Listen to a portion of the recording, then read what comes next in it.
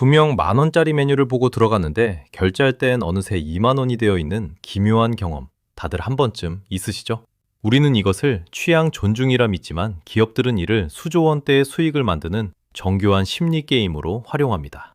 최근 유행하는 마라탕 가게만 가봐도 이 현상이 얼마나 우리 일상에 깊숙이 들어와 있는지 알 수 있습니다. 기본 가격은 분명 10,000원이 안 되지만 소고기를 추가하고 꼬치 몇 개를 더 얹다 보면 어느새 한 끼 밥값은 2배로 껑충 뛰어오르죠. 대형 커피 프랜차이즈 매장에서도 우유를 바꾸고 시럽을 추가하다 보면 커피 한 잔이 식사비와 맞먹는 수준에 도달하곤 합니다. 들어는 봤는데 설명 못하겠는 이슈 키워드 풀어드립니다. 키워드 언박싱입니다. 오늘 우리가 열어볼 박스는 토핑 경제입니다. 사실 토핑 경제가 이렇게까지 커진 데는 시대적 배경이 있습니다. SNS 시대를 살아가는 우리는 남들과 똑같은 걸 소비하는 것에 본능적인 거부감을 느끼게 됐어요. 내 취향을 보여주고 싶고 나만의 것을 갖고 싶은 욕구가 그 어느 때보다 강해진 거죠. 기업들은 이 심리를 정확히 읽어냈습니다. 과거의 경제가 기업이 정해준 표준을 수동적으로 받아들이는 방식이었다면 이제는 본체 위에 소비자가 직접 취향이라는 토핑을 얹어 가치를 완성하는 시대입니다. 그런데 여기서 끝이 아닙니다. 여기에는 우리가 한번 빠지면 나오기 힘든 두 가지 교묘한 심리가 숨어 있습니다. 첫 번째 장치는 사용자의 불편함을 무기로 삼아 유료 결제를 유도하는 기능적 토핑 전략입니다. 가장 대표적인 사례가 바로 유튜브 유료 멤버십 서비스입니다. 영상 중간에 갑자기 튀어나와 흐름을 끊는 광고. 이 광고 없는 환경을 위해 우리는 매달 일정 금액을 기꺼이 지불합니다. 처음에는 결제를 망설이지만 광고 없는 편리함을 한번 맛본내는 다시는 기본형의 불편함을 견딜 수 없는 상태가 됩니다. 이러한 역체감의 원리는 스마트폰의 성능을 선택할 때 더욱 극명하게 드러납니다. 처음에는 기본 모델도 충분하다고 생각하지만 상위 모델이 주는 쾌적함을 한번 경험하면 이야기가 달라집니다. 고성능에 익숙해진 뇌는 버벅거리는 이전 세대의 속도를 견디지 못해 다음 기기를 살 때 더 비싼 값을 치르더라도 높은 사양을 고수하게 되죠.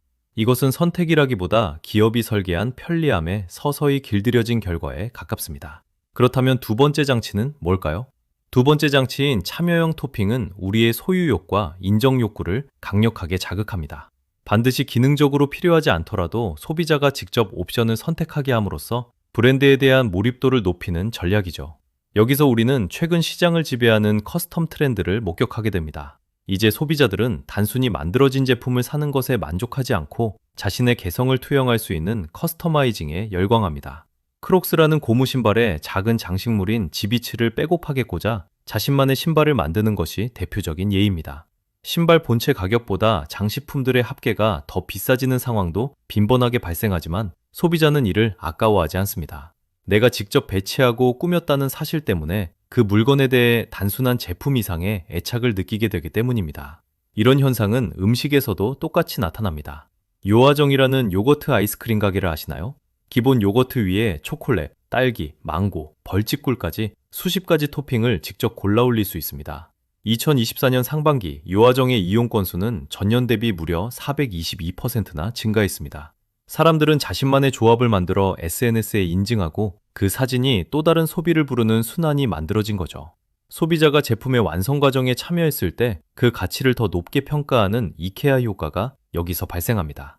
우리는 그것을 기업의 상술이라고 비판하기보다 나만의 고유한 취향을 완성하는 과정이라고 믿게 됩니다. 하지만 이런 자발적인 선택의 즐거움이 때로는 우리를 더 높은 가격대로 몰아넣는 에스컬레이터가 되기도 합니다. 결국 커스텀 트렌드는 소비자를 브랜드의 팬으로 만드는 동시에 스스로 더 많은 돈을 쓰게 만드는 세련된 마케팅 기법입니다. 이 다음 이야기가 오늘 영상의 핵심입니다. 이러한 토핑 경제의 심리가 극단적으로 활용되는 곳이 바로 자동차 시장입니다. 온라인에서 흔히 보이는 그 돈이면 차라리 한 단계 윗급을 사지 라는 말은 매장에서 매일 일어나는 고도의 심리전입니다.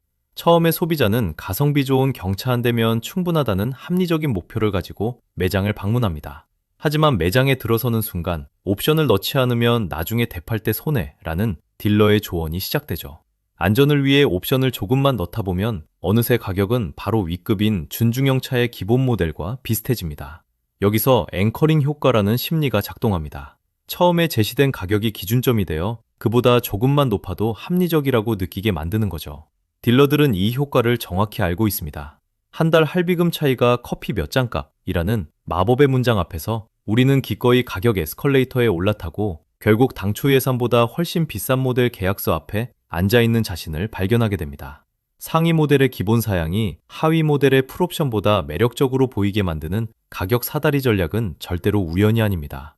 실제로 테슬라는 전체 수익의 약 20% 이상을 FSD 자율주행이나 가속 성능 업그레이드 같은 소프트웨어 옵션에서 벌어들입니다. 테슬라 2024년 연간 실적 보고서 기준입니다. 차는 하나인데 옵션이 수천만 원어치인 시대가 온 거죠.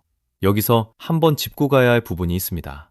토핑 경제의 마지막 전략은 우리를 선택의 미로에 가두어 스스로 사고를 포기하게 만드는 결정 피로 전략입니다. 너무 많은 옵션과 복잡한 가격표는 인간의 뇌 에너지를 급격하게 소모시켜 결국 가장 단순한 결론으로 도달하게 만듭니다. 가전제품 하나를 사려고 해도 선택해야 할 옵션이 수십 개가 넘어가면 우리의 뇌는 파업을 선언하게 되죠.